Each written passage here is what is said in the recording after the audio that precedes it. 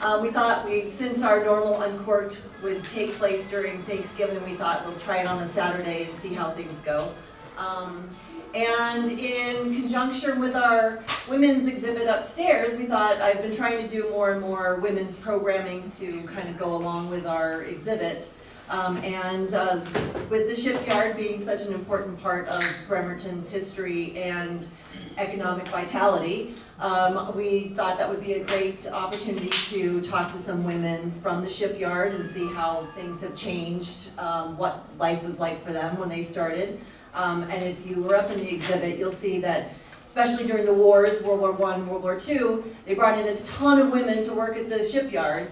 And then when the wars were over, they quickly got rid of them and went back down to mostly all men. So these ladies have all managed to have illustrious long careers at the at the shipyard. So what I'm going to do first is go through and have you guys each introduce yourselves, kind of give a little brief background on where you started at the shipyard, what shop you were in, and kind of a brief history of where you ended up when you retired. I think Christine is our only remaining current shipyard worker. So you can give us a good perspective on how things, listening to these ladies, and if things have changed or not changed at all. So first we'll kick it off with Claudia Hunt, and you want to go ahead and give us your little story? Not really, but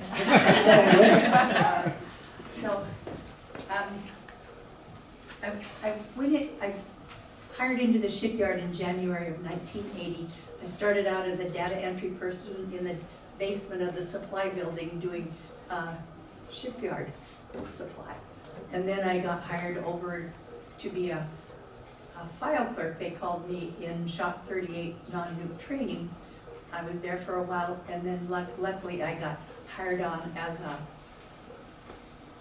I got to go out into the trades. I got hired as a Shop 38 outside machinist, and it was pretty exciting. It was pretty fun. My background growing up on an 84-acre farm out in South Kitsap qualified me to be, to be there, and it was very fortunate. And I went out without fear. I was 35 years old, and I went out without fear because I'd worked. My sister Vicki is 2 years older, and she was the recognized boss out there at the farm. And we started out pretty young. We did some crazy stuff, way younger than we probably should have. My parents would have been arrested by now. But, my dad was good at teaching applied physics, so he taught us how to use mechanical advantage for a bunch of little kids. Right or wrong, that's what we did. Anyhow, the increasing initiative for diversity in the shipyard brought a lot of women out in about the real early 80s, and I was part of that. There was a woman named Carol O'Hara in Special Tools that had been in there for 20 years already, and she was so tough and so good at her job that she earned a lot of respect in her trade. But then eventually they did her a favor and brought her in to operate Special Tools, which supplies all the special tooling for all these, specialized jobs that 38 does. And she saw it as they restored their order so that they felt better about her not being out on the tools.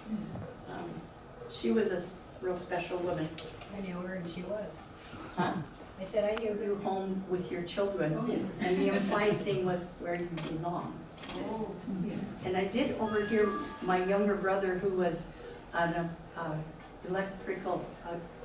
apprentice for the electrical shop, and I heard him respond to one guy that was doubting women could do the job. He said, "Have you met my sisters?" And I thought, what a gift, Who knew? Randy's pretty special. I was lucky to work for quite a few different supervisors, especially Butch Holt was my favorite. I worked for him the longest, but he recognized that women had a right to be there. And he let me just go with it, and I really progressed there. And then many years later, my middle daughter Melissa was hired on as a Shop 38 apprentice, and I forgot why I put her there.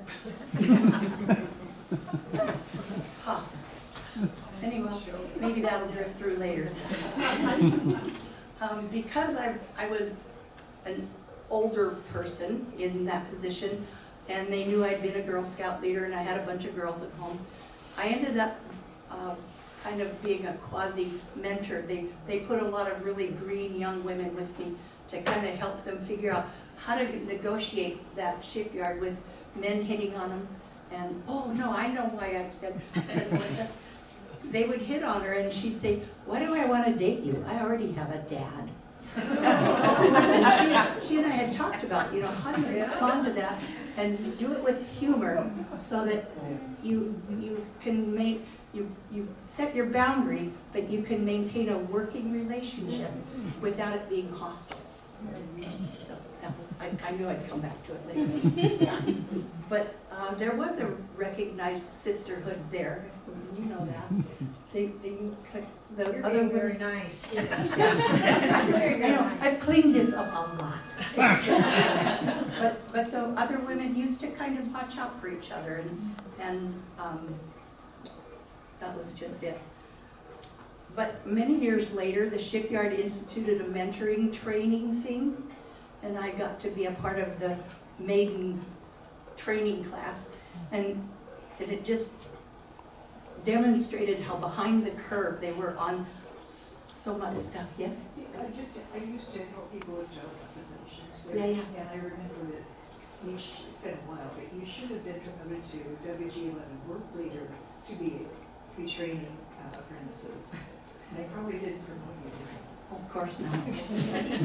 But to make sure things have changed. Kind of repeat the topic, what we're talking, we don't know what you're responding to. We can't hear. What She said. There was a federal. Use the microphone and say what the Claudia, comments. can you? Plus, they had to babysit all of these juveniles. I cleaned that one up. So, I just never would be a supervisor. I wanted to be a plannerman because you got paid almost the same, and you didn't have to put up with all that stuff. I thought I was the only one going to use that one. So, and then Tailhook 91 happened. I don't know if y'all remember that. The what?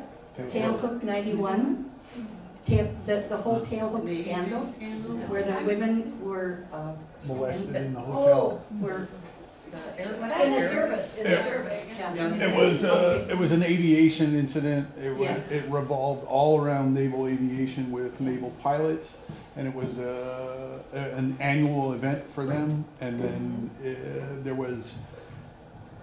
it basically was a few ladies that were effectively molested up and down the hotel chain, and it hit huge in the news. And I did write it up, but I didn't choose to try to present that whole thing because it was a really big deal. It was ugly.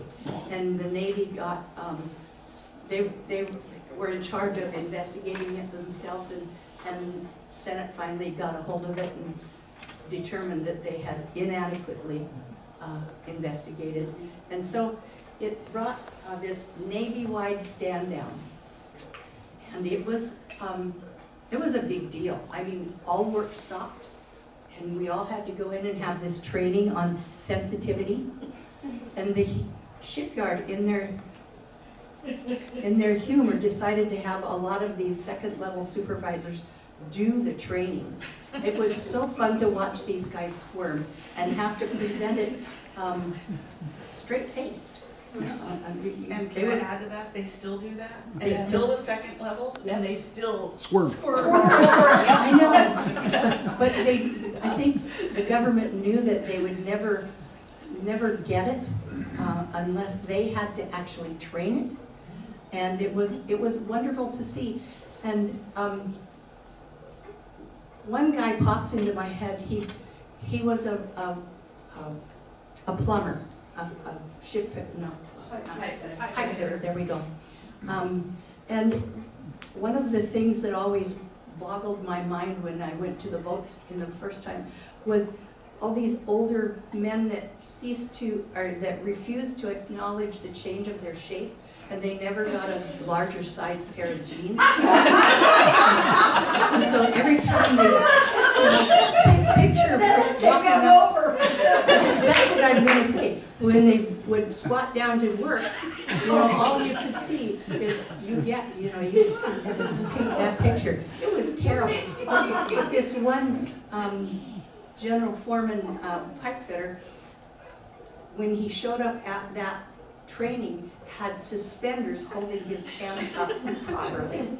It was, all the women just snickered because we thought it was so hilarious. Anyhow. Oh, and then this is out of order because I dropped these cards. But the EPA won the right to come into the shipyard after many, many years where the rest of the world had to control their hazardous materials and stuff. And it was a really exciting time to be in the shipyard. And because I had a heavy college background in chemistry and math, I was privileged to get to work in that office for Shop 38. And it was enlightening to see, well, like the pipe fitters had a big acid dip tank where they dip metals in preparation to do electroplating and stuff. That's boring stuff, but it was a big change, and it was fun to be a part of. And I got hired as a Code 900 plannerman, which got me off the boats, kind of. And I talked way longer than I should have. I'm sorry. Thank you. We enjoyed that. Bonnie, you want I to didn't introduce really- yourself? I don't have any. That's all right. I'm just gonna wing it, sorry. I'm Bonnie Cray, and I retired from the shipyard in 2005.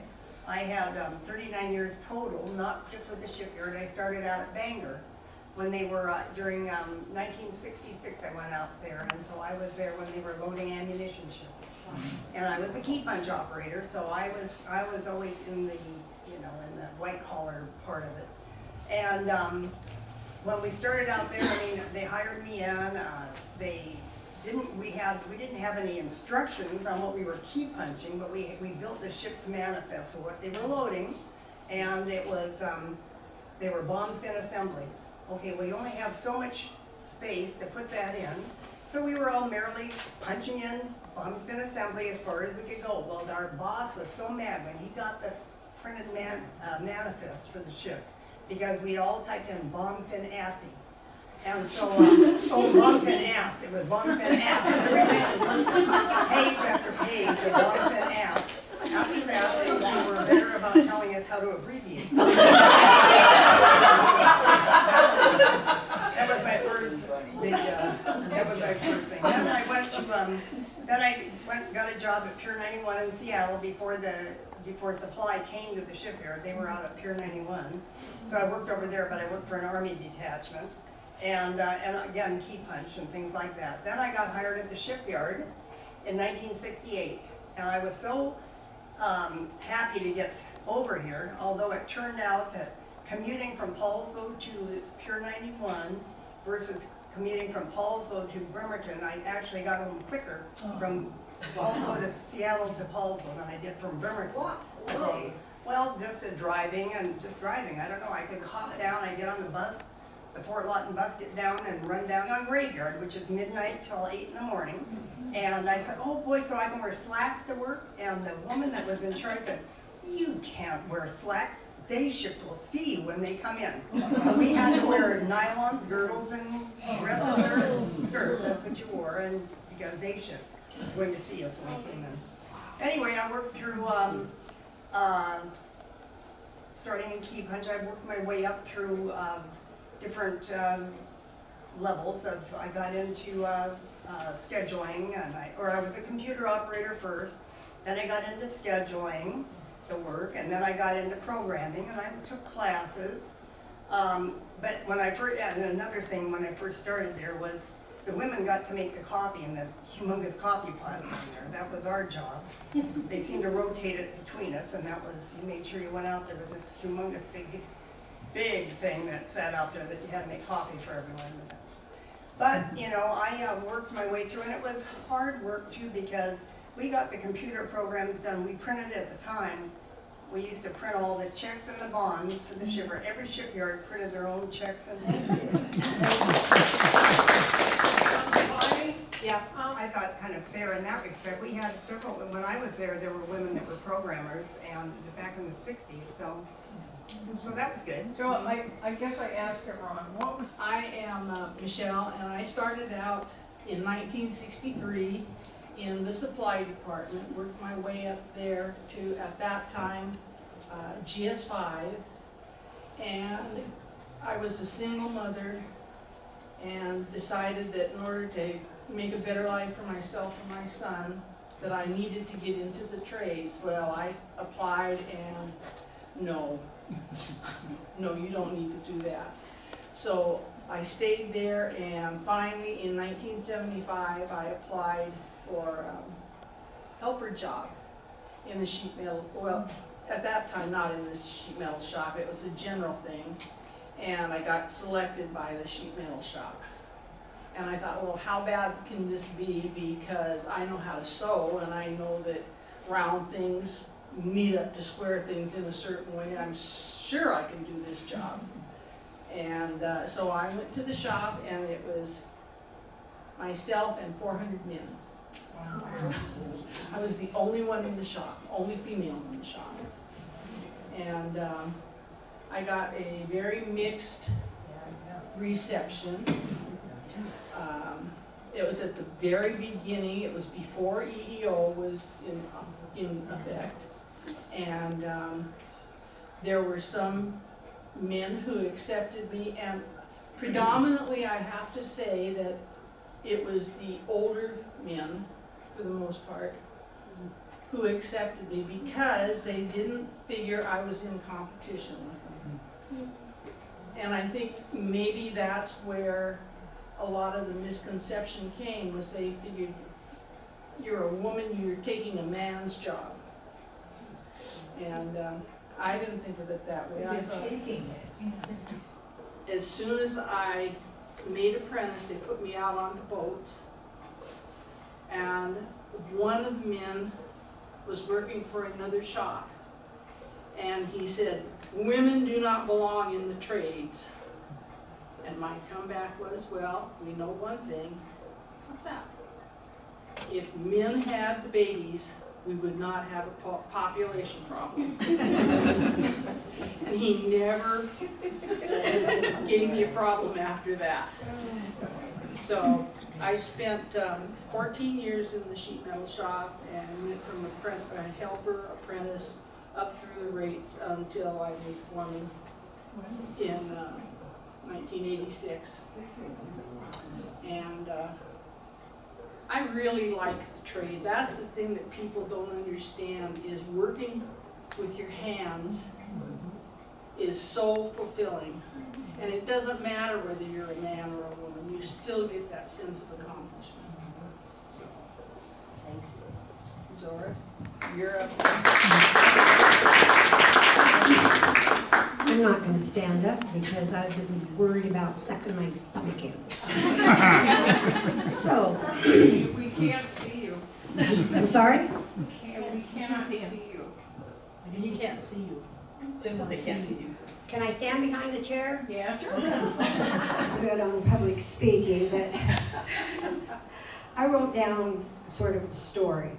I was born here almost 83 years ago. And part of my life, I can mention. Could you introduce yourself? Oh, which name do you want me to go by? I went through school as Zora Zimmerman. Then I got married, and I went by Nuttall was the last name. Then I got divorced, and I figured, well, if you're not going to be married to the guy, get rid of his name. So I took my maiden name back, and then I got divorced again. And then I've been married to my husband for 39, what did I tell you? 38. It's coming up on 38, yeah, they had to help me here. I hate to be old, skip me. Anyhow, I wrote this little story, and I can get done with it quicker than some of them because I can just read it. What I have to say, and particularly about being in the trades, I had to reach back over 50 years. So a lot of my time frame of things happening is off. Well, my name is Zarina Blue, and I retired 30 years ago, and I've never looked back.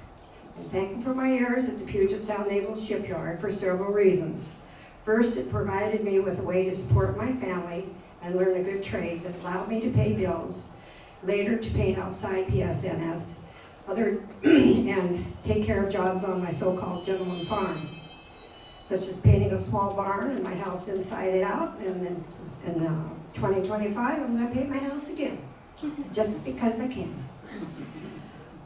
Some of my personal background was my father was in the Navy and during World War II, and like a lot of sailors that got discharged here in Bremerton, and a lot of the guys liked hunting and fishing and that, and so we lived here. I think I became a twinkle in my dad's eye and back in 41, and I arrived in 42 at the second hospital in Bremerton. Now, I lived here long enough, I know of 4 hospitals.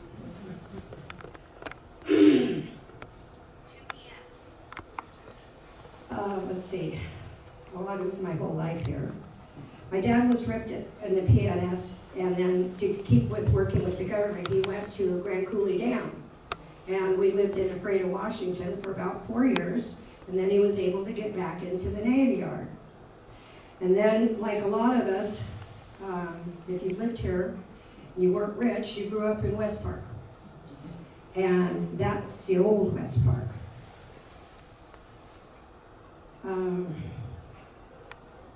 And in case some of you newbies don't know where West Park is, it's where Auto Center Way is, the whole length of it. Some of you that have lived here might know some of the schools. I attended West Park Elementary, Washington Elementary, then the old Coots. Did anybody go to Coots? Junior high? West High. And I was the first class when they split Bremerton High School and made it east and west. So with all that said, I first met Michelle when we both lived out in Seabeck. And I think we both enjoyed working with our hands. And we both had animals all of our life. Well, you did, I did. Animals. I had everything you could raise on a farm. And then I also had horses, and I had Arab studs, thoroughbred studs, and Belgians. So what I'm trying to say is I grew up a tomboy. I followed my brother around. I lived the farm life, and I think for a lot of women that have never done any of that stuff and to come from a lot of office jobs, it's quite a eye-opener, I guess you'd say.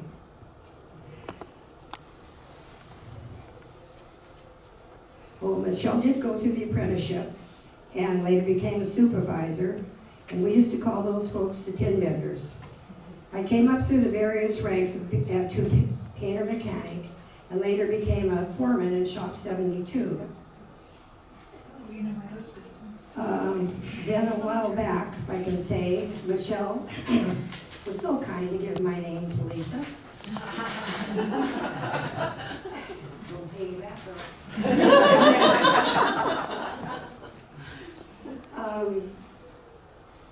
I did ask Lisa, I said, I was out there when it was pretty rough, and I mean rough, ladies, and I said, should I sugarcoat this? And she said, just clean up your language a little bit.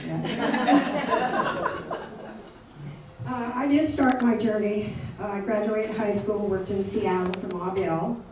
Do any of you remember what Ma Bell was? Okay. I started out as a card punch operator, and then went to data processing, where we ran all kinds of various cards to feed the computers. And then I later worked my way up to a GS5 payroll clerk, and that came in handy a little bit later, and I'll tell you why. After that, when I went out into the paint shop, and that was back when they were just first starting to hire what they called minorities, and being a woman, I fell into that group. And being the payroll clerk, a lot of the shop foremen knew my name because they had to call me and talk about the payroll problems. So I got out there. When I entered paint shop 71, there were only 2 women in the shop. One was a young woman that got hired just before me, and as soon as she found a steady friend, she left. But then there was a lady named Betty that had been there for years and was still a laborer, but she could do all of the work. So for quite a few years, it was just Betty and I, the 2 women in 71. And how many men would be in a shop? I never counted them. A couple hundred? Shop 71 had, we had the painters, we had the sandblasters, we had the electric layers. And so there was only one portion of 71 I never worked in. I told you I wasn't going to see. If you've never worked on a ship or a submarine, I had no idea what that was going to entail.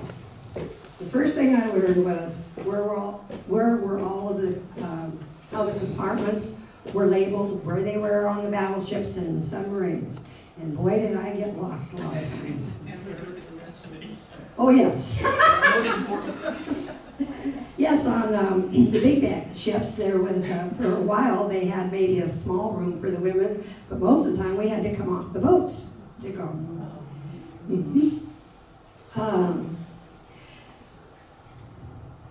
I happened to be the second smallest person in our shop. And there was a man that was smaller than me. And so, if you're small, you get to go in all the places. And I started out in the bilges. That's where you started.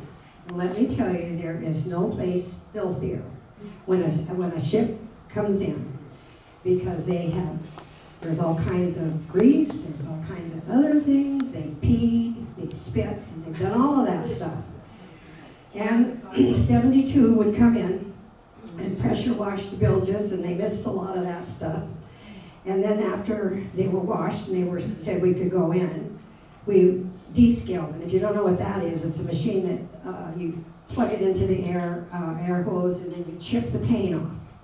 And after all this is done, then you come in with sanders, and you get to sand all the bare metal. And then those that were mechanics, they came in behind us, and they did all of the spray. I spent over a year in the bilges.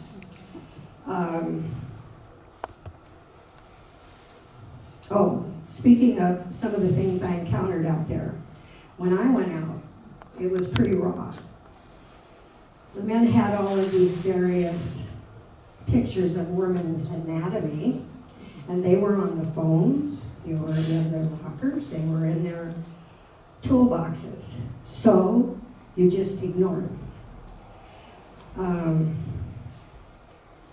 There was an awful lot of really crude language, and I don't mean, pardon me for saying this, shit, hell, or damn. It was pretty raw language. The way I handled it was, if I was with a group of men and they were talking and somebody came up and started using it, I had 2 choices. I could either leave it or call them on it. And me being Serena, I usually call them on it. There was one foreman in there that was, let's put it this way.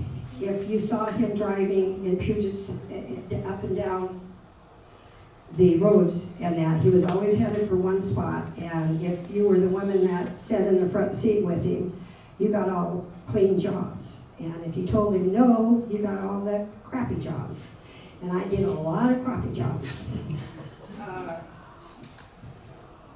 I also was told, like most of the women, that you're taking a job away from a man.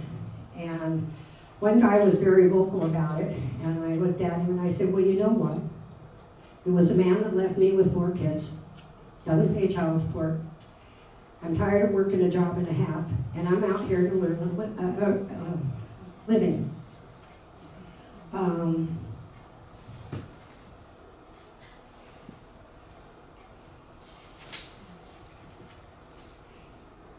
I was, like I said, I was in an apprentice program, and so I had to work my way up to mechanic through the various steps or levels, if you want to call it.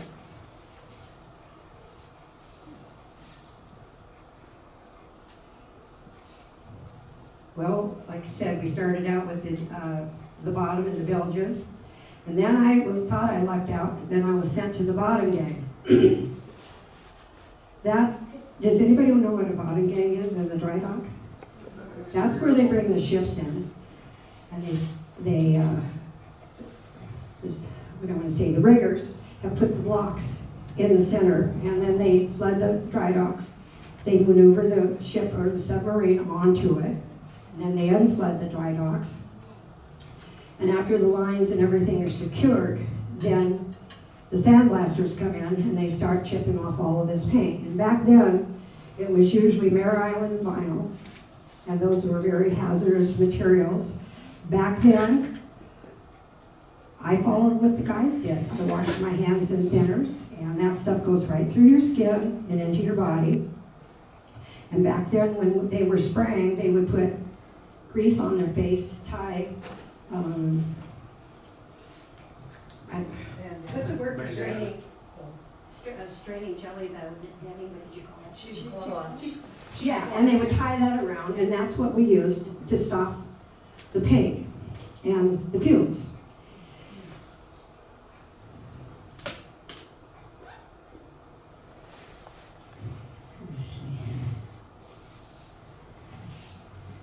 I thought I was going to be done quicker, but I guess I'm not.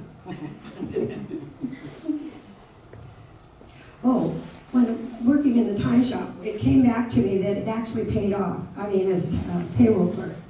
They had a need, 71 back then, they did their own timekeeping. And so some lady, I left, and so they knew I had the background, so they pulled me up there. And you know, it was wintertime, and I spent 5 or 6 months up there, and it was really a reprieve. I mean, it was nice. And then back to the world I went. Oh yes, bottom gang. I think that for some of the jobs I had, growing up as being a tomboy and working on farm and not afraid being dirty, did pay off in a lot of ways. But also in the bottom gang, the first job I was assigned was there was a big vat that they kept vinyl paint in, and the pallet had to keep going. Now I was expected, and back then you were to lift 100 pounds. And there was no way I could lift a 100-pound bucket of vinyl, and I think they thought they had me stopped. But being a woman, I had learned a lot of time that if you can't lift something, you can spread it. And so I would take the empty vinyl buckets that the paint had dried, and I would struggle and get that 100 pounds up, and I didn't have to lift it far, and I would make it into thirds. So then I could lift it up, way up over my head, and dump it in. And so that stopped them on that. But when I first went down there, every Monday morning, it was take a bucket, go under the battleships, gather up all the hard liquor and the beer. And if you think that there wasn't a lot of drinking going on back then, you're wrong.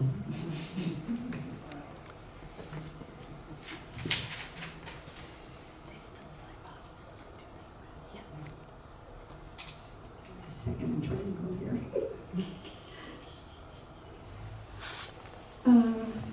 All along here, you learn the different things, and that was taking the spray equipment apart, cleaning it up, and all of these different things. And I would get in a certain amount of spraying, a little bit.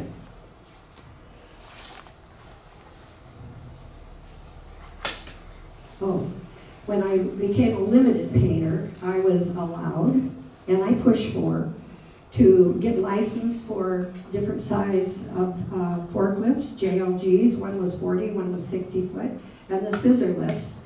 And there again, I got to run alongside the dry dock, and if you don't think that's fun, and you're looking and you got to get right close to the edge there, and you had to boom out with other painters and that's kind of scary, or you boom 60 feet up in the air and move it around. That was kind of scary too, but it went with the job.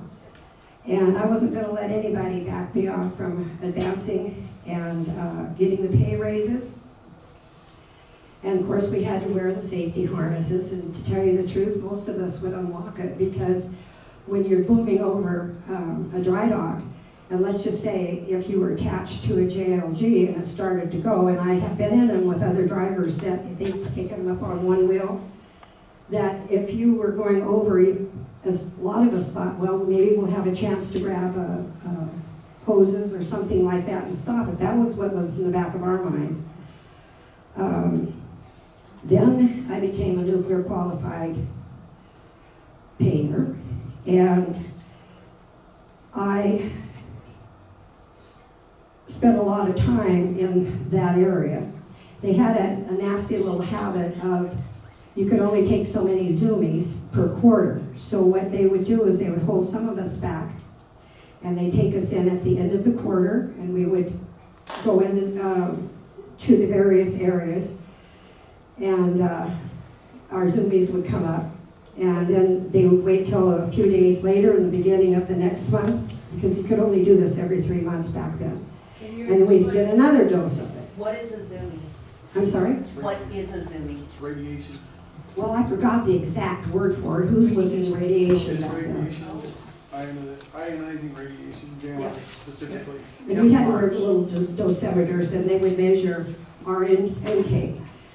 Now, I was always been blessed with good health, but about 20 years ago, I started developing some tumors, and thankfully they're all benign. Now, you could say, well, you're a woman and they do that. I can honestly boast that within 6 generations of the female line of my family, we've never been touched by cancer. So nobody can convince me that these tumors that I've been thankfully blessed with them being benign didn't come from working all of that radiation, with that radiation. Oh, and yes, and then when you were qualified, they had all kinds of requirements to enter and get out of the various areas, and some of those were pretty interesting, because a lot of containments you had to come out, you were dressed and you had to come out, balance on one leg, not touch, step over a containment on with your good foot, and then bring your other foot out. And if you were to lose your balance, you didn't come out of the containment until you could get the strength in your legs.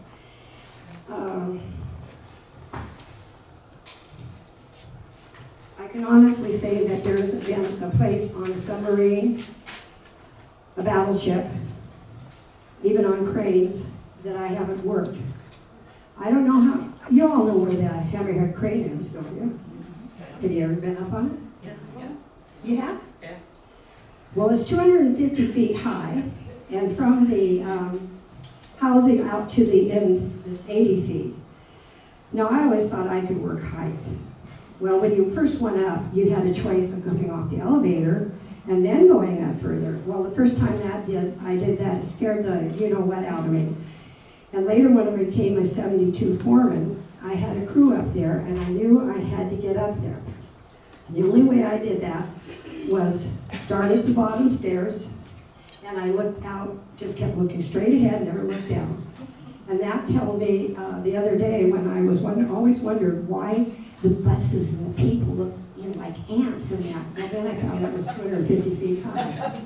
Yeah. So,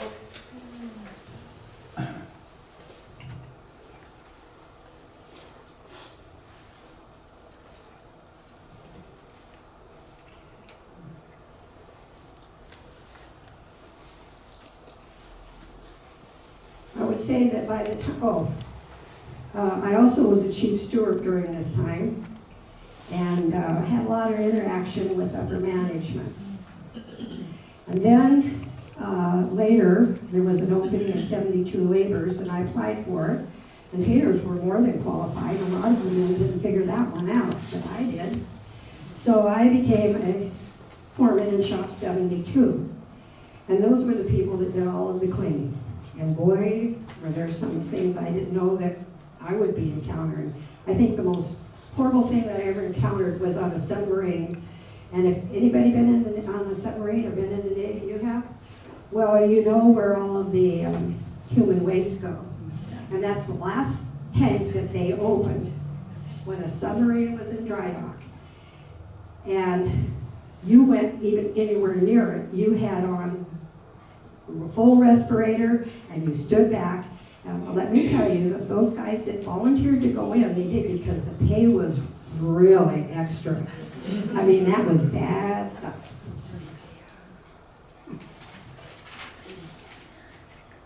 I'm almost done.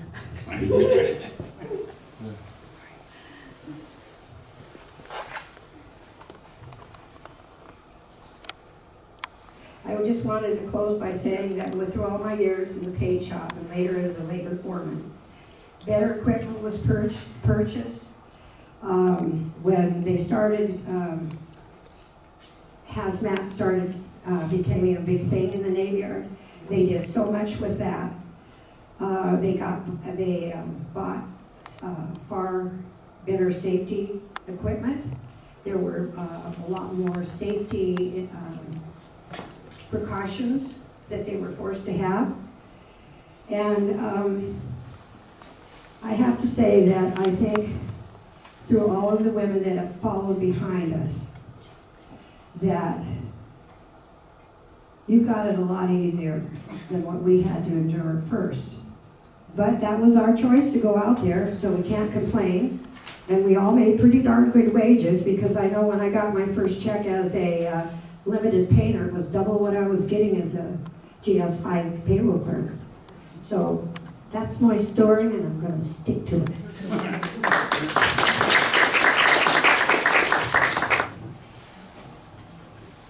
Hello, I'm Christine Gebhardt.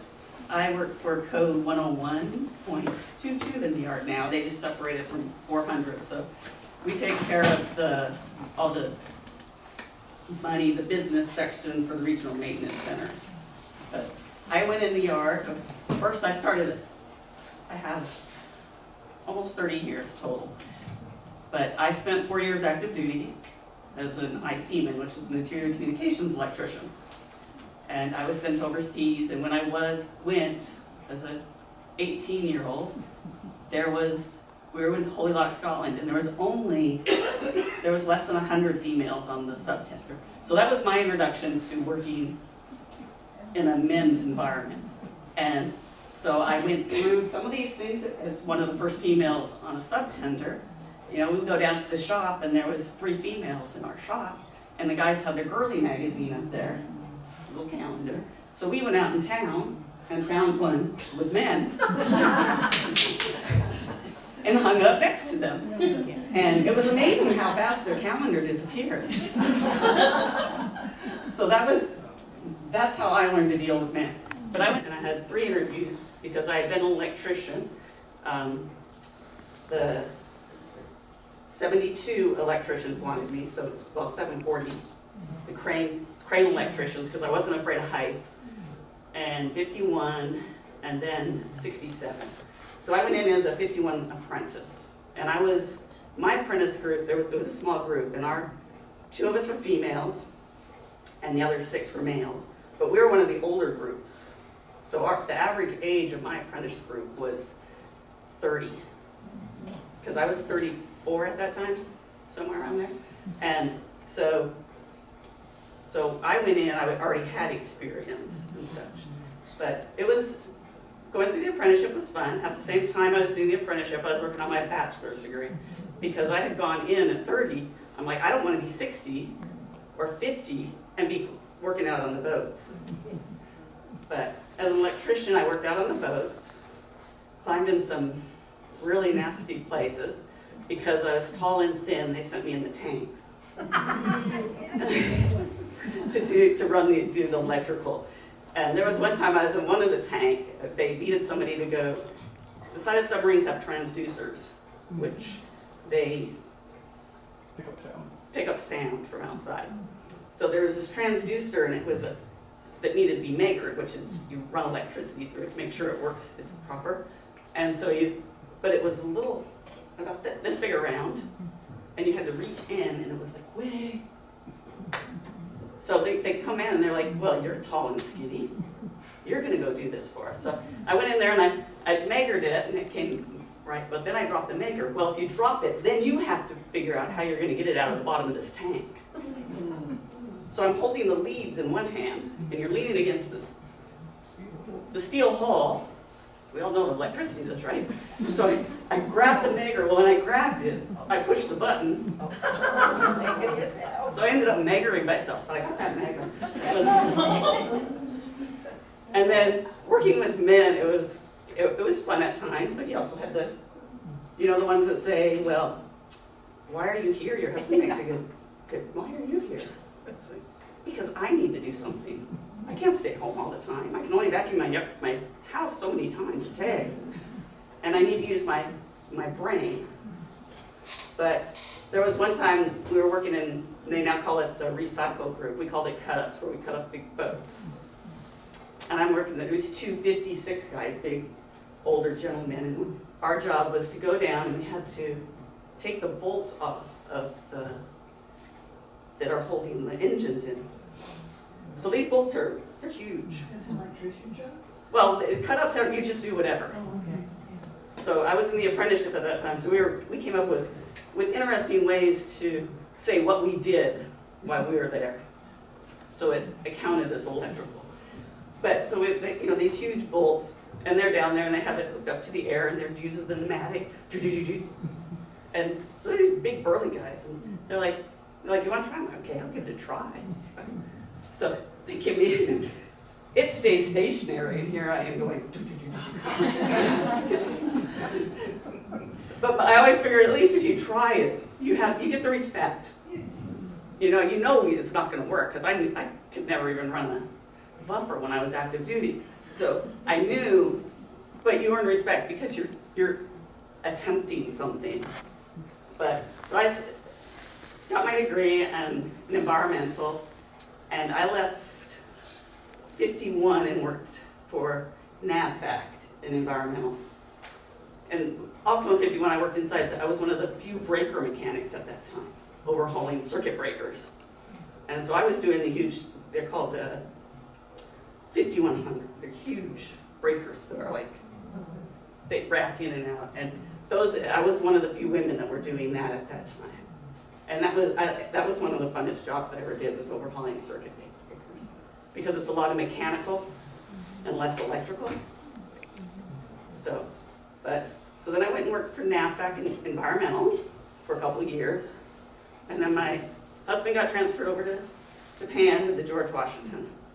And so then I went over to Japan and worked in environmental over there for NAVFAC.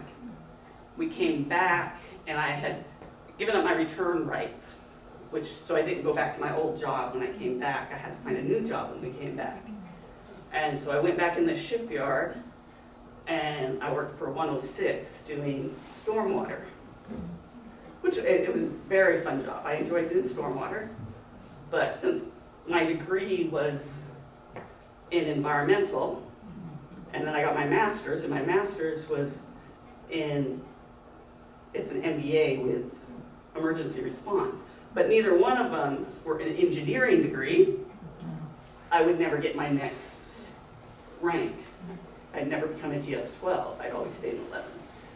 So I left 106 and went to work doing program analyst stuff, making I just tell people I make pretty charts out of data now, because that's the easiest way to explain what you do. You pull data and you look at it and analyze it and tell them, you guys really need to look at this part. I don't know what you really do, but this is it doesn't look good. And so that's what I do now. I pull data and I make charts and I tell them where they need to look at. And where I work now, they're trying to get a handle on the spending so I can look at it. And my brain works where I can find things just don't look right and say, this is where you need to look at stuff now. So you have a chair in heat and everything? For school district, But, and I retired in a couple of years, but it's been, working in the shipyard has been interesting. There's been good times, there's been bad times, there's times when you have to put people, tell them what you really think. They don't always appreciate it. And there's times where you have to learn to let certain things go, all part of life. But there's been more good than bad, I'd say. And for women, it's still an interesting place, because even with more women in the upper management positions on the waterfront, you still get a little bit of the, why are you here? You know, and a little bit of the handsy men. You clean that up. Never got one of those. Yeah. And they've come, from when I first went in '99 till now, they've come a ways in how they handle EEO, Oh, yeah. quite a bit. And it's not quite as like it was at that time. But it's been good. It will give me a good retirement. I'm happy.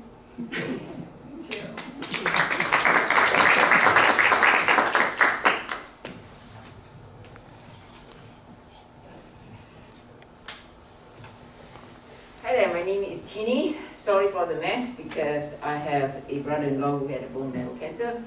So I have to do my best because I'm with him and I don't want any coolies or whatever. That's just the world we're living now, so I'm doing the best I can. As like you, Christine, I also retire maybe 2 years plus. I'm not counting it because it's fun being retired. So anyway, I was a Hewlett-Packard electromechanical technician in Malaysia before I came here and married my husband, and that's a long story, we don't need to pick it up. But that was my career before I came here. So that time, computers was huge, and they were making, Hewlett-Packard were making computer chips. Assembled it at LED, so they could put together for our computer back then. And fate will bring me here, of course. My husband is lucky because I quit my career with Hewlett-Packard, so I came here. I was thinking, since I was working with Hewlett-Packard back then, you talk about discrimination, you talk about not being fair. When I was hired by Hewlett-Packard, I was the first woman hired as an electromechanical technician. We have to wear a white coat like a doctor because you don't want no contamination while you're doing the LED for the computer. We had to put our hair up and put like a food industrial people, right?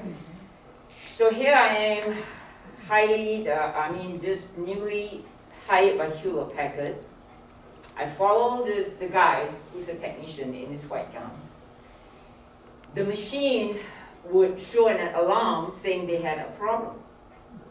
So then they will say this, please come to my machine and repair it. So I'll be following this technician, the guy, and they wouldn't want me because they thought that men are the only one that can repair the machine. So I bite the bullet and I say, I'm going to show you one of these days, you're going to need me. It's a matter of time. I'll let nature go with the flow. Sure enough, it happened. The technician was sick, call it in. So I'm the one on the clock.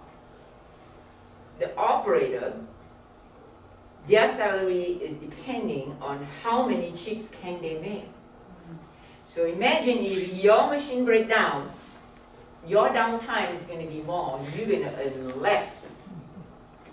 So I'm wearing this white coat, I saw the alarm in the machine, I'm thinking like, you don't need me, that's fine, I got paid anyway. Long and behold, they have no choice. They signal me, I go there and say, yes ma'am, how can I help you? They say, this LED won't melt. I say, okay. So I say, would you mind if I sit down and troubleshoot for you? She has no option. She put an angry face like, I don't have a choice. Go ahead. I'm like, this is my job. I sat down. Anyway, I troubleshooted. It's all good. She's back to work, and she continued her thing. I earn it, the respect. I learn it, and because the way I look at it as a woman compared to the man, I might be wrong. As a woman, you work harder because you need to learn the trade properly, number one. You need to know what you're doing to earn the respect. And it's just human that they don't trust you because this is the man's job all their life, and that's whom they trust. But I have to earn it. And long and behold, when I say I quit my job, they gave me a party and they cried. Say, why do you have to leave? I say, I'm sorry. We have to move on. So it was a good experience. So I came here, got married, settled down, have kids. I tell my husband, I'm a blue-collar worker. Maybe I should try something different. So I went to Olympic College, and I took accounting. And I'm like, why did I even do that? All it is just numbers and fitting in data. This is boring. So I did it anyway. I graduated and everything. And I was hired by an accountant. It was in Silverdale. And I took the job just because I wanted to try something new other than blue-collar job, which is fine. I worked for a year, and then I told my husband, I say, I earn this much. By the time I pay for my kids' daycare and buy my clothing to be presentable, I'm broke. Why am I doing this? Why am I doing this? I told my husband, you know, this is a lost cause. If it's okay with you, I'm going to quit. Because I'd rather be with my kid than having to, you know. So I did just that, and as a housewife, you're tired of making so many brownies and cookies, cleaning the window. I told my husband, I said, I'm bored. So, long and behold, nothing you in life is it's a coincidence. Okay, a neighbor came, and he said, hey, Tini, the shipyard is hiring. I said, so? You got all this qualification, why don't you put it in? Back then was Form S50, the long form, you had to fill it up, right? Yep. So I told my husband, I said, oh man, just filling up the form is a pain. He said, just fill it up. So I did. And I didn't think anything of it. Just let it go. If it's meant to be, then it is. If not, I'll just make more cookies. So it did happen. One day, shipyard gave me a call. And I have 4 or 5 calls. Tini, what kind of electrician do you want to be? I say, how many electrician can I be? I'm only one person. Well, I did in shop 51, right? The electrician and other shop, they need an electrician, and one of them was a high voltage electrician with the NFAC, Naval Facility Maintenance. And I went to the interview with all of them.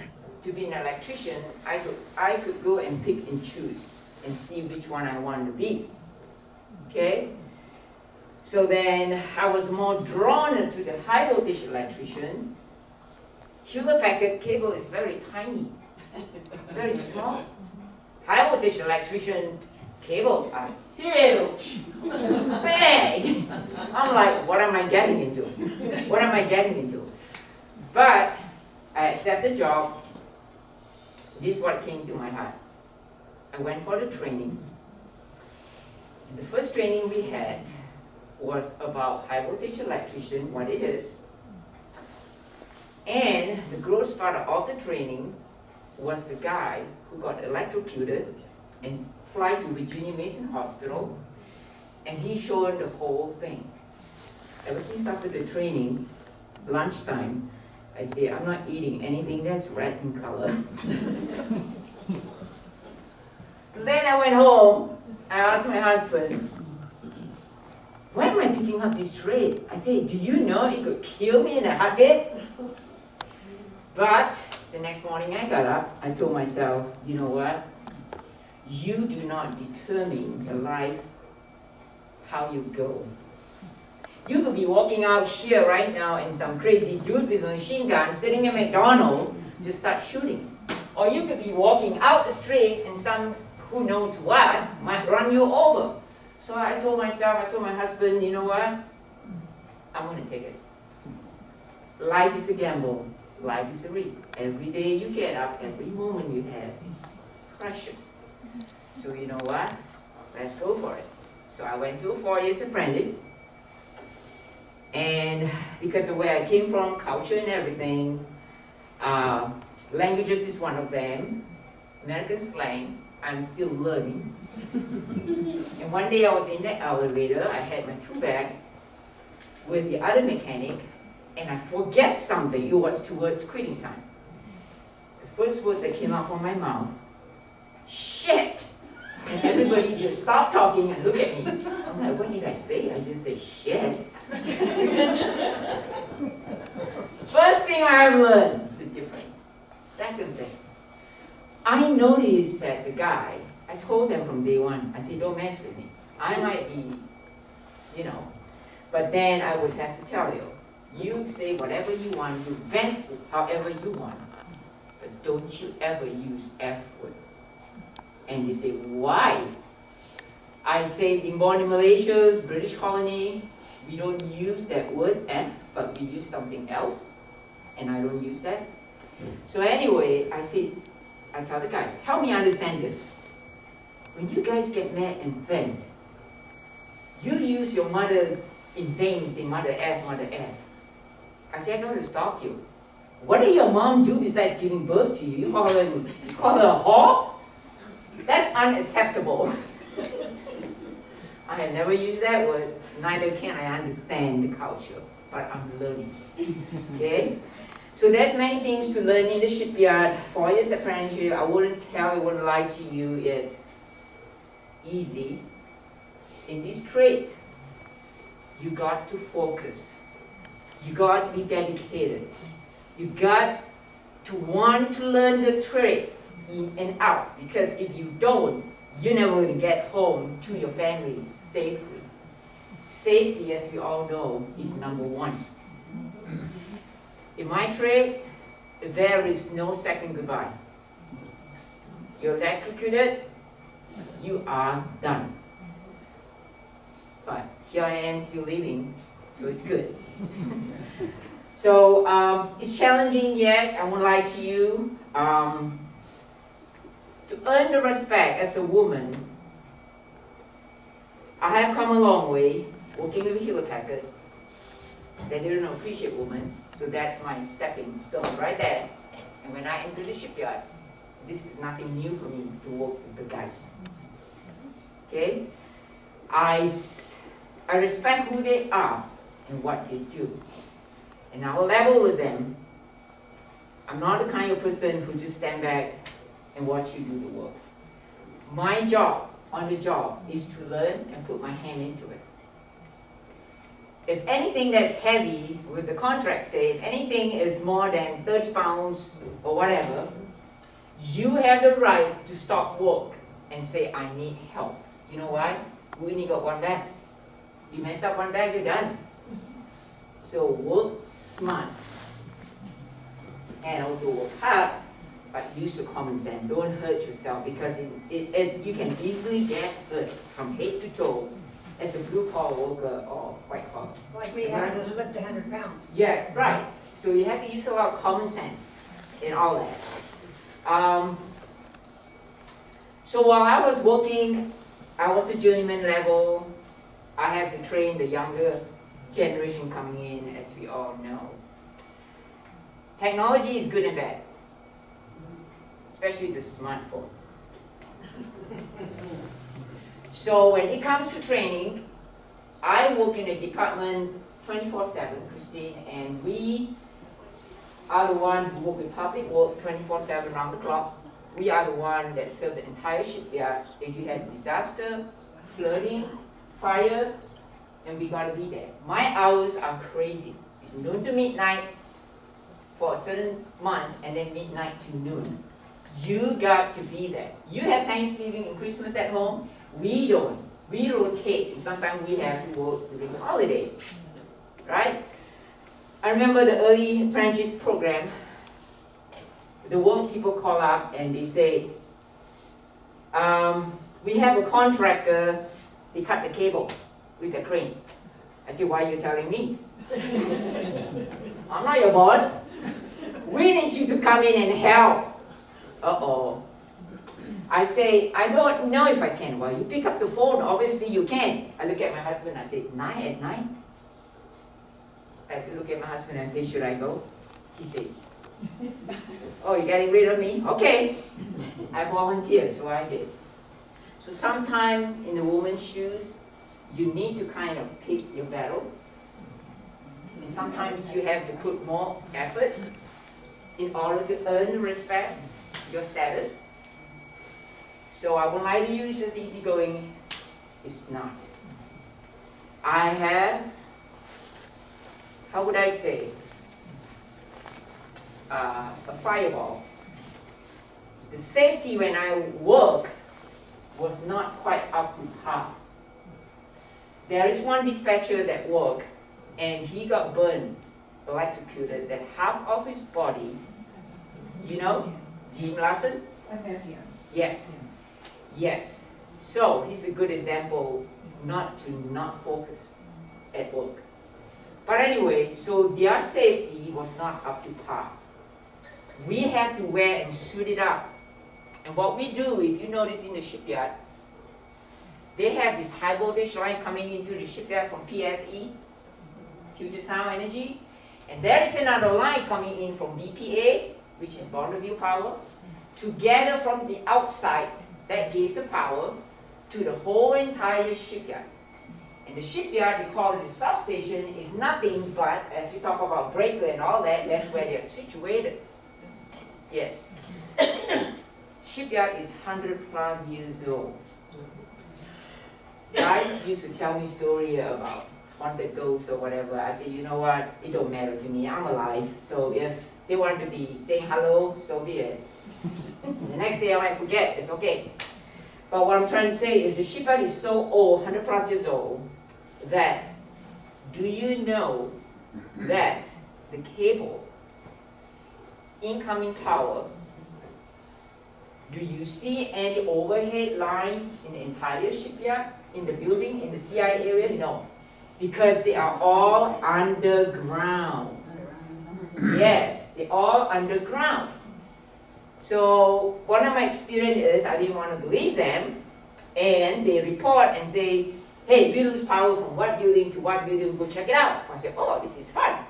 So when the mechanic can check, the first thing I saw, I kid you not, there is this manhole cover, rumble like monster in there. I'm like, holy cow, are we having an earthquake? He said, no, we're not having an earthquake. We are having a cable fault. We shorted another cable that causes a fault and up in spark like 4th of July. And the manhole cover was like, I'm like, oh great, this is my career. Better start running, Tini. But anyway, long story short, the job pertained to everybody in the high voltage department work as a team. We work as a crew. We watch out for each other. Okay? Before we go out the field into the CIA area, we have to have a briefing. Me and my co-worker always have 2 persons involved to go out the field for safety. Okay? So, you know how it is. Co-worker come back on the weekend, we like to talk, oh, how's your family, da da da da da. I told my partner, you could jabber all you want. As soon as we went inside the CIA, we're going to stop talking. We have to start talking about where we're going, why are we going, how we're going to do it, what had happened, what are we doing today. And the guy will respect that, and we will converse back and forth. and we had verbatim like nuclear, check mark, what do you want to do, where are you going to go? Yes, that is all safety. So I admire shipyard, that's good and bad, but till today I admire shipyard ever so trying to improve safety. When I was hired, the safety wasn't that good. But then I pushed my limit. They want us to go outside the shipyard in the snow, but they don't provide you, what do you call this, the snow tires. And I was in that day, in the winter time, doing that. And I don't know what happened, I came back, I hold my tool bag, and I go, phew. I fell off the black ice. And oh boy, do you ever had an experience of a tailbone broken? Yes, I have. You have? So it's not fun. It's not something a surgery could do anything. It is a slow killer pain. Okay? I am going to talk to the big guy. Here I march in. And I say, I worked here so many years. What does it take? What does it take to buy a freaking snow chain tire? Because our job is going all over the place, especially with the snow. How much does it cost to replace a dead body? You can't replace me, but you could replace anything you want. Whether it's a snow chain tire or whatever. I had a talk with him. I said, I had enough of this BS. This is all about safety. You preach so much about safety, then do it right. I'm going home, I'm tired. So I went home. The day I came in, everybody was yelling and shouting at me. I'm like, what's your problem? They said, all because of you. I say, yeah. We had to go into the shop and get a snow chain tire, and all because of you. Now we're gonna have this stupid spike shoe put underneath our safety boots. So I say, is that a problem? My tailbone cannot be replaced of what had happened. Do you want to be me? Which one would you prefer? I say, instead of saying thank you, instead of getting mad because you got to put on that shoes, it's inconvenient, I tell you what, I will take that anytime over my tailbone. So I've been a fireball ever since then. I keep pushing for better equipment. And I had it in the picture where I'm all geared up and ready to go to work. Can you pass that around?